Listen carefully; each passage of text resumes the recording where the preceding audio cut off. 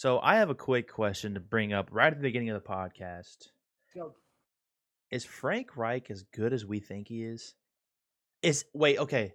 That's a question. Another question. Is he a reason for our troubles this year?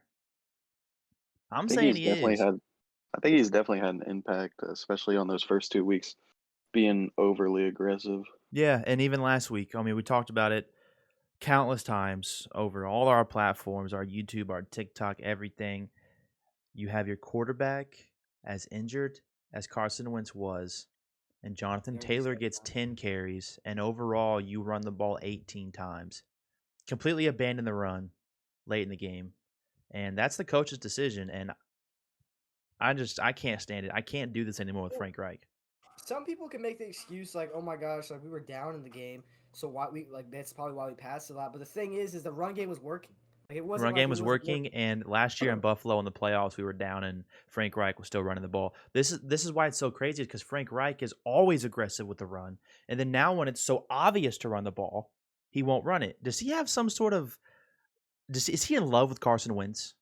Is he blocking out everything he knows because Carson Wentz I is think here? I think Frank Reich is like too. I feel that's why I'm scared that if Carson Wentz like.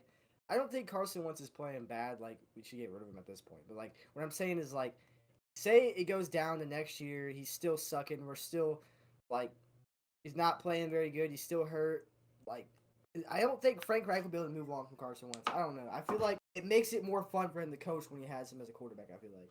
I wouldn't put it 100% on Frank. I think there's obviously the defense has not been what we expected going into the season. We expected Not it even still to be a top close. 10 defense, and I still think there's time for that to change. Obviously, we've played, Tennessee is a bona fide playoff team. Seahawks, I guess, are kind of questionable after Seahawks week looked one. We really kind of good against us, and then now they're looking bad. Yeah, so now it's I don't know, they're kinda up in the air, especially in a tough division, but most of the time they're a bona fide playoff team.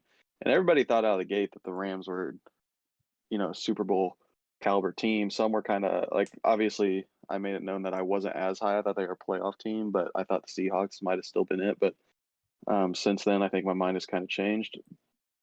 But we've had, three good games, three really good opponents and um other than the Seahawks, I feel like that was kind of a for sure. I don't think I mean, we were in it, but we were kinda down 2 scores the whole game, whereas Yeah. Titans and, the Tough Rams, I mean, we defense. definitely had chances to win that game. That wasn't like we got dominated or anything. We had chances to win both games. But I agree, I just think the play calling's been kinda weird. It's been The lack so of drastically wrong that that's why it's like such a big deal, because I'm not gonna say it again. I said it earlier and I said it everywhere else. It's just you make the wrong decisions in the Titans game specifically because of Carson Wentz's condition. On the other side, when you had Jonathan Taylor averaging over 6 yards a carry, how do you? I'm not gonna say it again. It just blows my mind. I think and I this think week.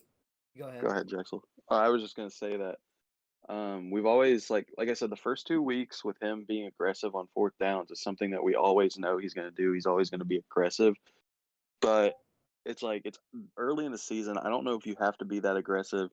And I know it's one of those things where if they get those fourth downs, obviously you love Frank Wright and love the calls, and if you don't, you don't. Like Yeah. you know it's the opposite. But it was just like, was it the Seahawks game where they decided to go for it on fourth down instead of kick the field goal and make it a one score game Nice. and give your defense a shot? And Nice. it's I don't know, like it's like I said, it's one of those things where you like the aggression, but sometimes you question like Like I at just some don't think you point, should just be take points, man. We need points. like you don't have to be that aggressive all the time. Yeah. I feel like his situation, like, okay, so when I say situation awareness, I'm not saying he's bad at it because every coach in the NFL is good at their situations, obviously. But I think compared to how he played before, his situation play calling is very bad. The thing I hate is whenever he throws screens on third down. That pisses me off more than anything. Is the screens on third down. Yeah. I want And to go back to. Go ahead. I got a question.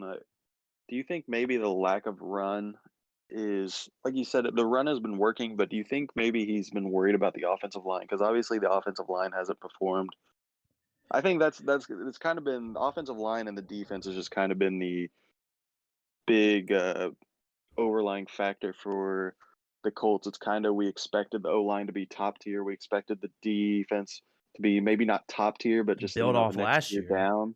Yeah. And you've kind of just seen every kind of aspect of the Colts kind of underperform.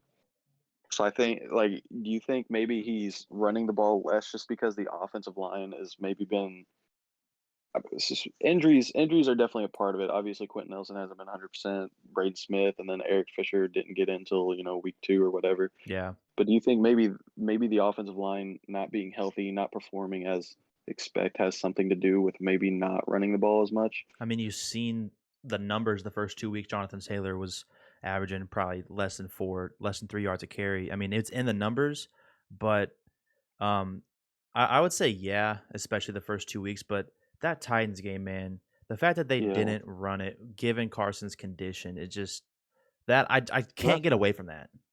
I think that's what's frustrating too is even if you say that maybe they're not running the ball because of the O line's, poor play, um, they're doing kind of the same thing in the passing situation too. I mean, that's kind of why Wentz has, had 2 sprained ankles because Yeah, he got hit, like what, like 26 he's times or having to something run like all over that the field. in the I first 2 or 3 weeks. The way we started out the season, I think we have to completely rethink. I want to say that the Colts were not ready to go after training camp going into week 1. I mean, we saw it with the outcome of the Seattle Seahawks game.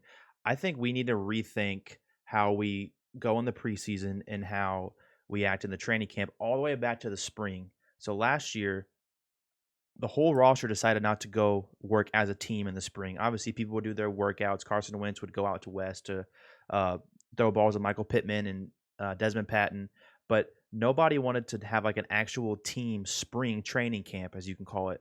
So then, okay, so we're going to come back into this training camp. Almost everyone was hurt for training camp this season. No one really played in the preseason, and they were acting like we can come out week 1 against the Seahawks and perform. I think Frank Reich needs to change how he plays his starters in the preseason, even going all the way back to the spring. That's my opinion. Because yeah, I I mean, we've think lost 8 straight week 1s.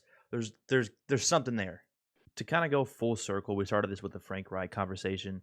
I want to just say out loud what I have on this doc as why there's the obvious issues. The 18 carries on Sunday. I forget if it was after week 1 or week 2, he said in a press conference the O line's play was solid. Now that's after Quentin Nelson went to the stand, and I think Braden Smith took the stand, and they said they were terrible. It was ass, which they're right. Also, going into Sunday, he said that Carson Wentz was 70 to 80%. Taking away Carson Wentz's ability to be mobile is already he's down to about 50%, to be honest. And then even we saw he shouldn't even have been playing against the Titans, but he did. And then not having a backup, you're not confident in Jacob Eason, so you're throwing out Brett Hundley off of experience when he's terrible experience. I just think Frank Reich, he decided to go with Carson Wentz. I mean, just like all of us being Colts fans, you kind of have to embrace it. We're like, okay, he's not going to get injured. This is going to be a fresh system, healthy O line, blah, blah, blah. And here we are already. Now Frank Reich has zero clue what to do, and it's obvious. So I just wanted to go full circle with that conversation because this is a critical part for Frank Reich right now in this team.